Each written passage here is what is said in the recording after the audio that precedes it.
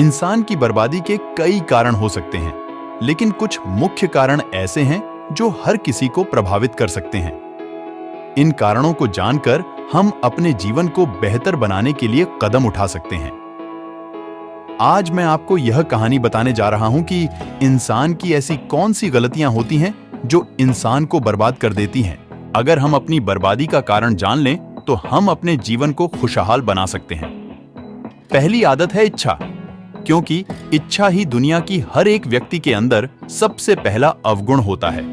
और जो व्यक्ति अपनी इच्छाओं को नियंत्रण में नहीं रख पाता है, वह जीवन के किसी भी क्षेत्र में सफल नहीं हो पाता है, क्योंकि जैसे ही उसकी एक इच्छा पूरी होती है, वह दूसरी की ओर बढ़ाने लगता है और दूसरी पूरी होती है तो तीसरी इच्छा उसके मन में जागृत हो जाती है और फिर ऐसे करते करते इच्छाओं पर नियंत्रण ना होने के कारण इसी जाल में उलझा रहता है और दुखी रहता है।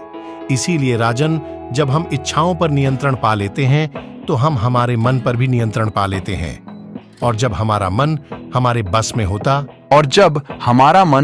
बस में होता है तो हमें सुखी प्राप्ति होती है। फिर जो हम चाहते हैं वही हमारे साथ होता है। फिर सन्यासी कहता है कि हे राजन, मनुष्य को बर्बाद करने वाली दूसरी आदत है वासना। वासना का जन्म हमारे मन में उठने वाली इच्छाओं से होता है।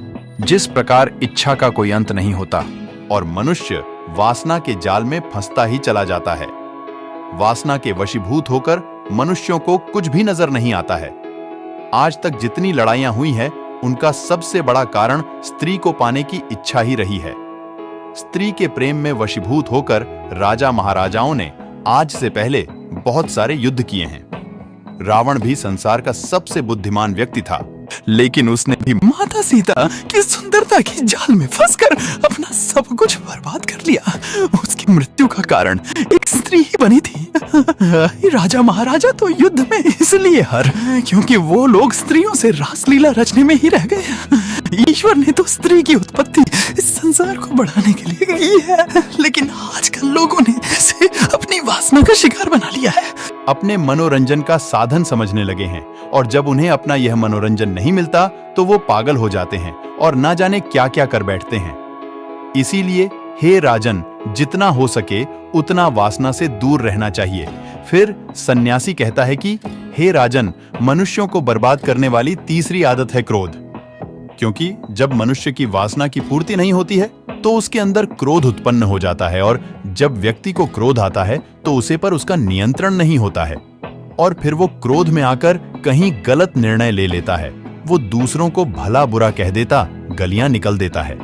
जब उनका क्रोध शांत होता है तो उन्हें अपनी गलती का एहसास हो जाता है, लेकिन तब तक तो सब कुछ बर्बाद हो चुका होता है।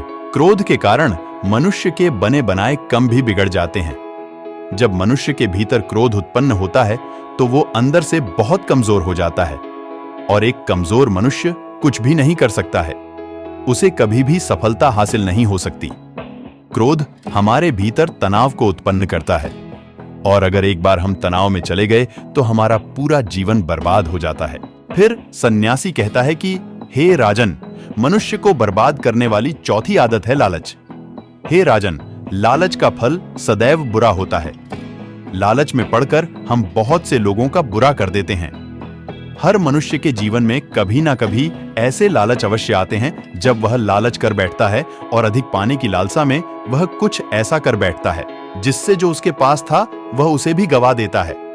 क्योंकि जैसे ही व्यक्ति की एक इच्छा पूरी होती है, उसका लालच बढ़ जाता है और उसके मैन में और कई जन्म लेने लगती है। जो व्यक्ति लालच करता है वह कामयाबी से कोसों दूर रहता है, क्योंकि एक ना एक दिन लालच का दुश्मन सामने आता ही है। अगर हम समय रहते ही लालच को त्याग दें और उसकी जाल में न फंसे तो हम एक सफल व्यक्ति अवश्य बन सकते हैं। फिर अंत में सन्यासी राजा से कहता है कि हे राजन, अगर मनुष्य चारों आदतों को छोड़ देता है तो उसे जीवन में सफल होने से कोई नहीं रोक सकता।